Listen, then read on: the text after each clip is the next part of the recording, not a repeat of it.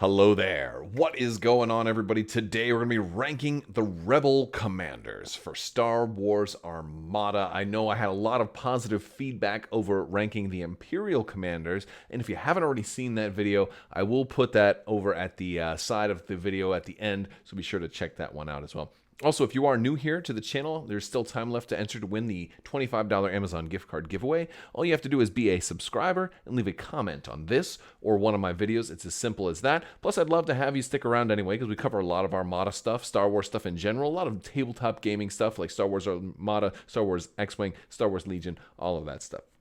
And I think that's it. So let's go ahead and just jump right in. I am going to be ranking these commanders from worst to best. A little bit different. I kind of went the opposite way for the Empire, but hey, the Rebels operate differently anyway. But yeah, it's just it's a fun thing to do. This is definitely going to be my own opinion. It's not meant to be the definitive list. It's certainly open to your critiques, and I would love to hear at the end what you guys think. So let me know if you guessed what my last and or first, commander was for this list. Maybe you guessed the top 5, right? And I'd love to hear from you guys. So that's one of the beautiful things is this is just the start of the discussion. We can certainly continue it. So that's a fun thing. All right, so let's start with number 11. We got our 11 Rebel commanders right now. We'll start with last place. It's going to be Leia. Leia is going to be the last place commander. First thing is she's obscenely priced. Absolutely obscenely priced at 38 points. Makes it very, very, very hard to run her and really hard to justify that cost when really all you're really getting is a token. But it's so limiting. She's even worse than Tarkin because Tarkin is at least letting you choose which token to give and doesn't even give you that lockout that she gives you. You can't do any other commands. So if you happen to have other tokens and wanted to do multiple token shenanigans, you can't. I don't know what they were thinking when they made her because she should at least be cheaper than Tarkin. And I mean, she's just awful. And I don't want her to be. I think she should be 100 times better than this, but she had to come up in the last place slot. However, one point of things in her favor, that's a fantastic art piece, by the way. Like, the artwork in these games are awesome. So, like, huge props to whoever actually created that wonderful work of art. Really great art piece here. Number 10 is going to be Madine, General Madine. I used to rank him a little higher. He's actually not a bad commander for the Rebel Alliance, but his value has gone down a little bit. There's a couple of reasons, but I think the main reason, and one of those is that I think other people have just become more desirable. So I think that certainly has something to do with it.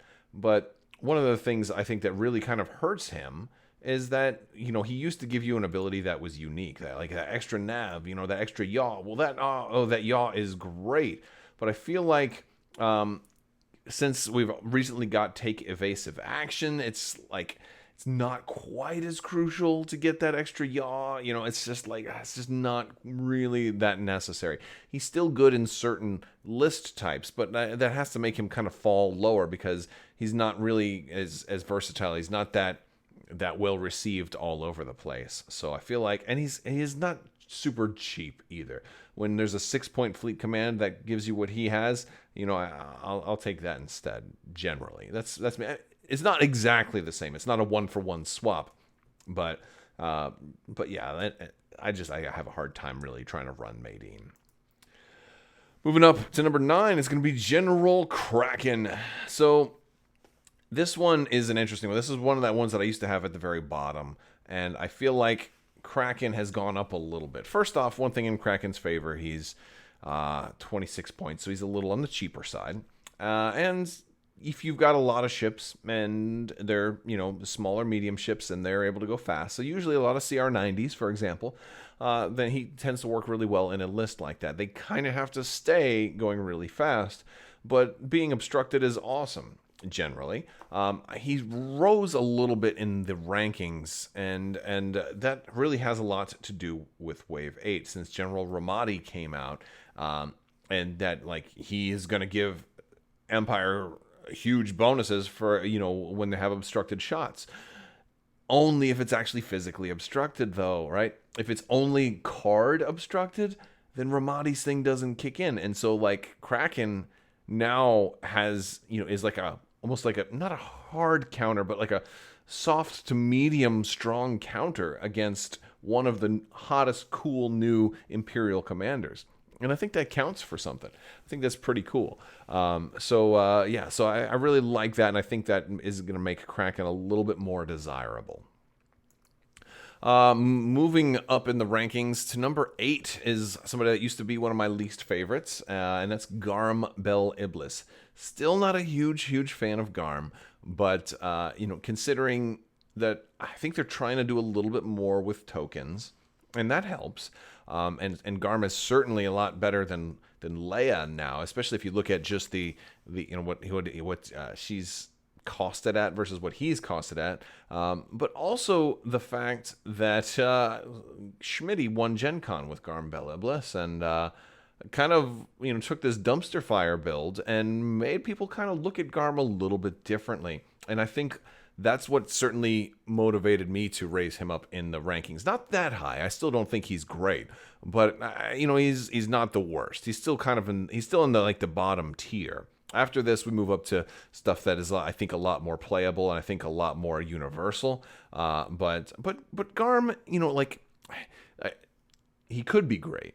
But I think one of the reasons why he's still kind of lower is that he requires practice, right?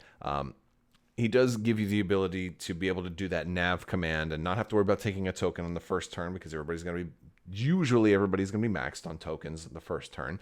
But he also, gives you the opportunity to build up.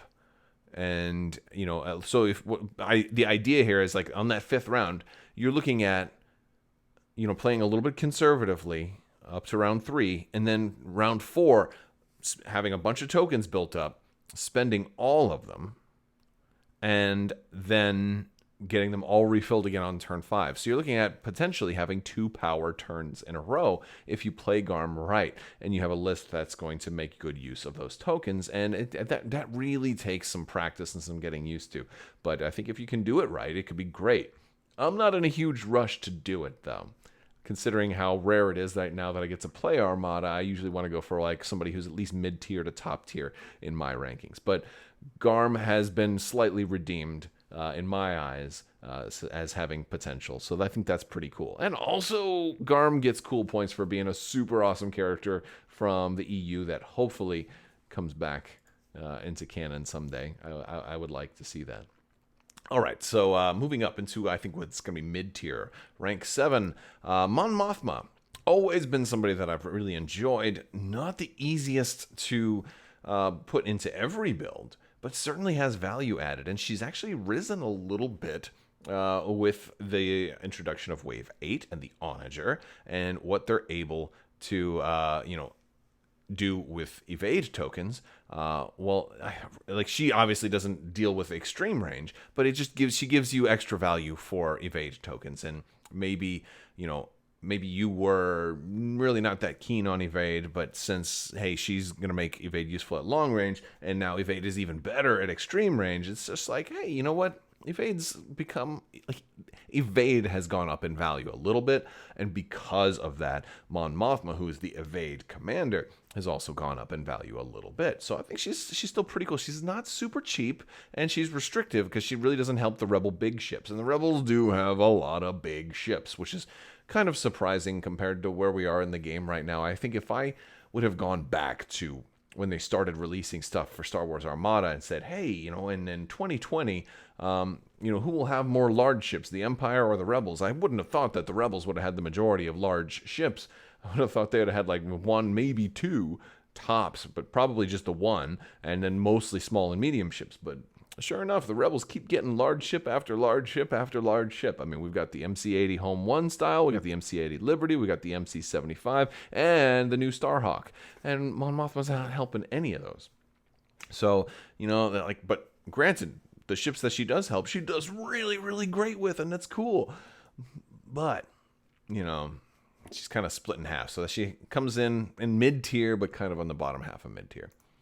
Up next is Sato. I always enjoy Sato, but it gets frustrating when you can't quite use him. He's somebody that like sounds really good on paper, and just it seems like you either overcommit and have way too like the big thing with Sato for me usually is A-wings. And you want enough ships to be able to take advantage of it.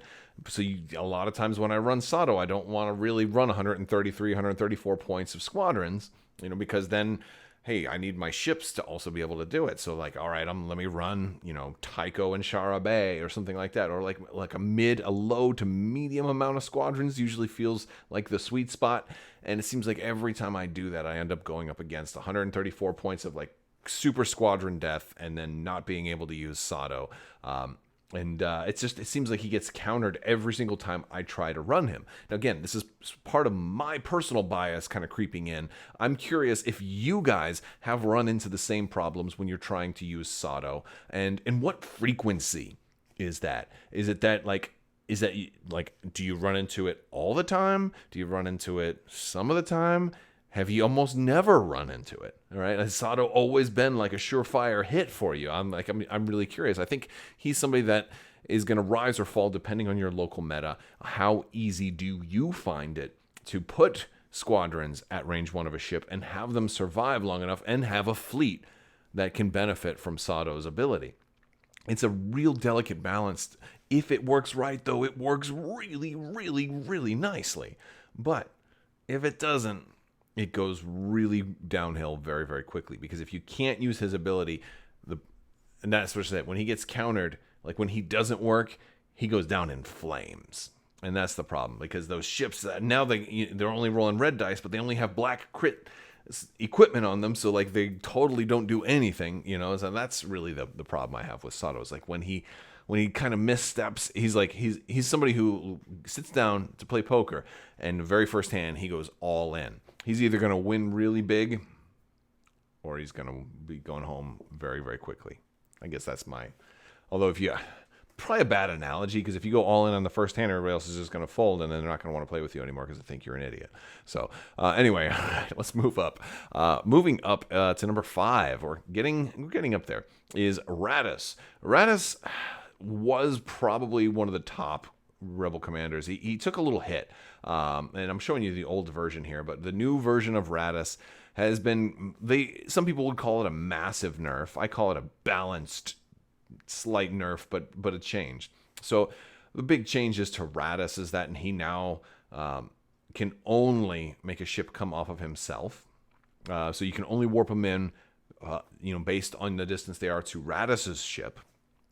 And he also can only be on a ship with command value 3 or lower, so you couldn't put him on the Starhawk, which nobody ever put him on the Starhawk anyway, unless, of course, they were just playtesting before he came out, because right before the Starhawk came out, we got the news that he was changed. So a lot of people who were, and I have even done some builds of like, hey, let's put Rattus on the Starhawk. Nobody will ever be able to kill it. Let's warp in a Starhawk with Rattus. That'll be crazy. So you're not going to be able to do that. You're not going to be able to warp in a ship like a Starhawk, because its command value is 4. It's just not going to work that way.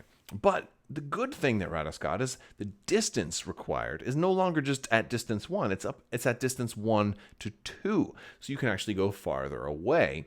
And this has done a few things with Rattus. It means like to run Rattus now, you have to tell your opponent, this is the ship I'm going to be warping somebody in. So they're going to know. Right? So you're not going to be able to play mind games with your opponent. They know what you're going to do. They don't know when you're going to do it, but they know what you're going to do. The good thing is you have a bigger bubble that you can kind of play around with. And honestly, the distance between distance 1 and distance 1 to 2 gives you a lot more flexibility, and it makes it a lot harder for somebody to kind of zone out a ship from being able to come in. So that much is cool. But there's one more really cool trick, and it gives you a different way to play Profundity. Is if you put him on an MC75 with the Profundity title, it actually gives you a really good reason to be able to move your commander over to a small ship. So if you have a Hammerhead or a CR90 docked, you can, at the start of a round, drop Profundity, then deploy your ship, at distance 1, which that one's still the same, but also take your commander, move it over to it, and then now trigger Rattus's ability, which is now going to be 1 to 2 of the new ship. So you can now get this huge bubble, which is almost a full range ruler's worth of bubble when you do the measurements. It's like actually like distance 4.5-ish. So it makes Rattus a little more interesting to play and gives you more flexibility on the drop when you're measuring distance, but you are broadcasting to your opponent which ship he's generally going to be coming from. And so that makes him a little harder to play. But he's still a great commander. And if nothing else, even if you just drop that ship turn 1, you're still going to have the advantage of they're not going to know where your deployment was going to be, so they have a harder time countering it. And you can also drop it a little bit farther out. So even if you just do it turn 1, you're still getting a ship out at a great position at a great time in a way that it can't be countered. But usually, it's probably more likely you do turn 2 or 3. You don't want to wait too long because then you got a heavy-hitting ship that's off the board for a number of rounds. But I still really, really enjoy Rattus. I think he's actually more fun now. I actually really like the 1 to 2, but a lot of other people don't like the fact that he was, from a certain point of view, nerfed into oblivion, which I think is a gross mischaracterization. It definitely was a nerf in that you lost options, but I think the increase from range 1 to 2 was really cool. All right, next up, we're going into the top tier. These were all real close. Real close. So number 4 is Riken. Riken has always been amazing. He was changed to once per round, 2 years ago, something like that. But still very, very good. And you just have to fly him a little more steady now. But Riken has always been a staple. Being able to just make sure that a ship stays alive. When you tell your opponent you can't possibly kill this ship, that really, it plays mind games. There's just a huge difference in feel, I think, when you're playing against Riken. Like, I don't run Riken often. I admit that. I don't run him very often, but I hate going up against Riken because it's like, do I really want to spend external racks this turn? Do I really want to spend my concentrate fire here? Because he can just say, no, that ship is not going to die. So there's so many frustrating. He's frustrating to play against, and I mean, it's because he's really good. He's really good. So yeah, I love using him when I do. It's rare, but I love having that flexibility to no, I'm going to keep this little hammerhead, this little black die hammerhead. Garel's honor is going to stay alive the whole turn. Sorry, and he's going to ram you too. It's nasty. So yeah, Riken at number 4. We're moving into the top 3 now, and coming in at number 3, General Dodona, who I think for the longest time he has been my favorite commander. There's just a few things. I mean, he's still it's still close. Like your top 3, these are all great. So it's not that he's not good. I think he's always been great. So instead of talking about why he's not great, I'm going to just talk about why he is great, because he's number 3. First reason, he's cheap. 20 points, cheap and awesome. I love the fact that he's, for the longest time he was the cheapest commander. He was the only 20-point commander for for 7 waves. So that automatically gave him some value. But on top of that, he's got just this universally good ability that works with so very many fleets. I mean, honestly, he can work with any fleet, but he works better with certain types of fleets. But that's one thing I like, is that you can throw him into any build and you're going to be able to get some value added out of him.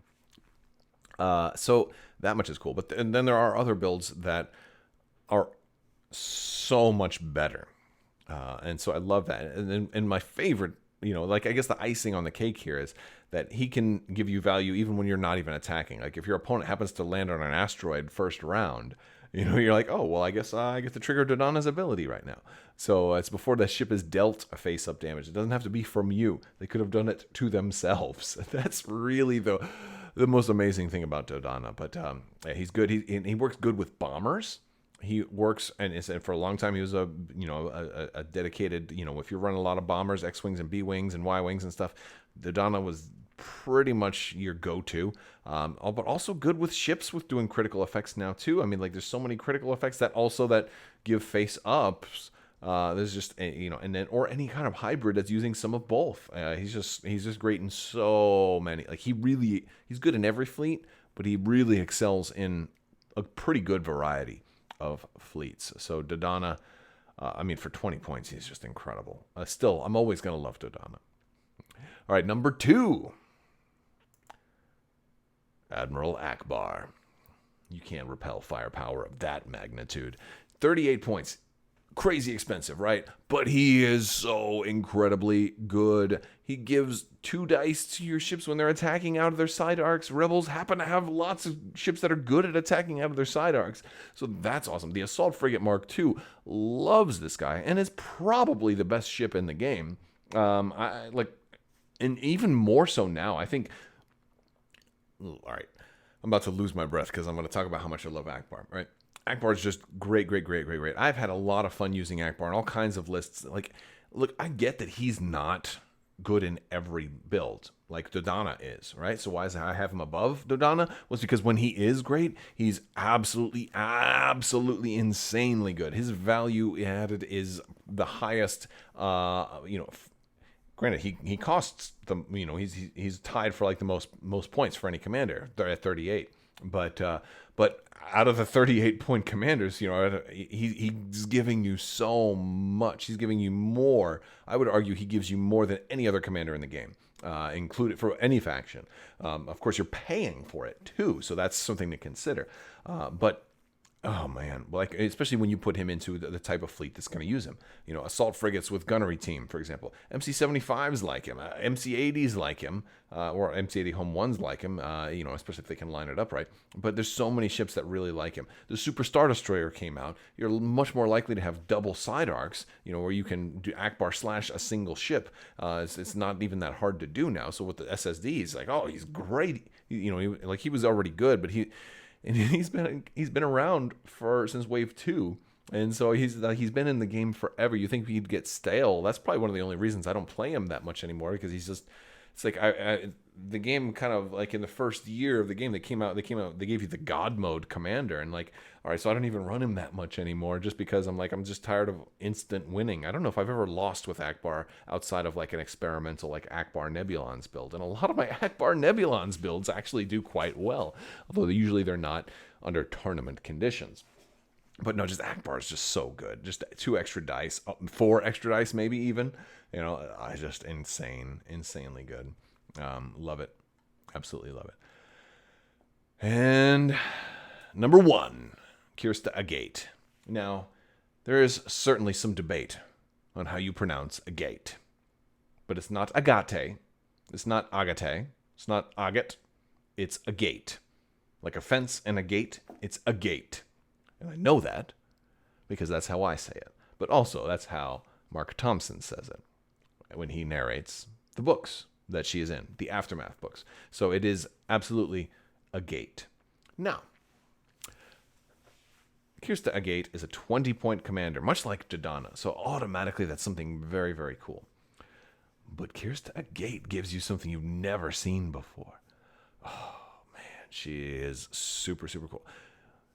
You gain a defense token of your choice, other than scatter, but of your choice on any ship. So she's only about boosting 1 ship, which is super cool.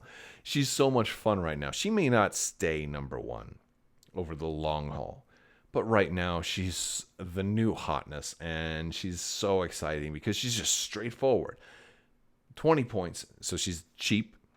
And she's simple. She's just helping 1 ship. She's not giving you a fleet-wide bonus like some of the others. And that's why I'm saying, like, the top 4 are all tough because they're all good. Especially my top 3, I think, like, Dodona, Ackbar, and Agate are all really close for me. But she's new, too. So I think that's what edged her out. But, she's obviously great. She erases your need for ECM because you can guarantee that you're going to, be able to spend a defense token to use its effect, even if you just have to discard it because it's gone. No problem. I'll put an extra brace. A brace on an MC-30 maybe. You can do all kinds of crazy stuff. I think she's so good. I want to run a MC-80 Home 1. We put her on there. It has another brace now, by the way. another brace, right? Or you could even get crazy and put an evade on there. Or you can put her on a Nebulon and give it, you could put her on a Nebulon and give a Nebulon a redirect if you wanted. The choices here are staggering because it's so much options that you could easily get overloaded. I do think there are certain positions of her that are certainly more desirable than others, but it really depends on what kind of build you're running.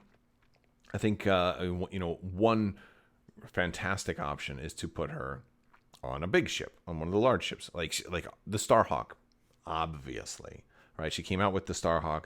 The Starhawk was kind of built with her in mind because the Starhawk doesn't have defensive retrofit, so you can't give it ECM. And so if you just run a Starhawk as is, it only has the one brace, and so it's pretty, you don't want the super giant ship to go down too quickly, so naturally people are going to run Kirsten Gate on the Starhawk. And that's fine. That's a good solid option. But she's so good on other ships too. On other ships also. I mean, just putting a second brace on an MC80, like the MC80 Home 1 styles are so tanky as is, and like giving it a second brace. And oh, by the way, it can take ECM, right? So you don't even have to give it the brace. You can give it salvo, right? Like, and that's the other thing, is she's salvo on any ship you want. Right there you go. Especially a ship that doesn't need to get the extra brace. So like, I love the idea of putting her on an MC80 with salvo. Such a cool idea, right? I love that. I love the idea of, but my favorite way to run her, and she's really good on MC30 too. That's great. My favorite way to run her is on an assault frigate. Look, assault frigate's the only medium ship the Rebels have, and it really does feel very medium. It's tankier than any small ship. You could argue maybe Admonition is a little tankier, but when you put her on it, it's got defensive retrofits. You can still give it ECM, right? You can give it easily. You can give it salvo with her, but I love since it has weapons team, right? You can put that on. You can use weapons team to give it salvo. You can give it another brace, so you can have a double brace assault frigate. I mean, It's really fun, and that's really why I had to give her number one, just because there's so many really cool, fun things that you can do with Kirsten Gate. I don't know if she'll stay number one forever, but as of April 2020, I think she's number one. And that's my list of Rebel commanders, guys.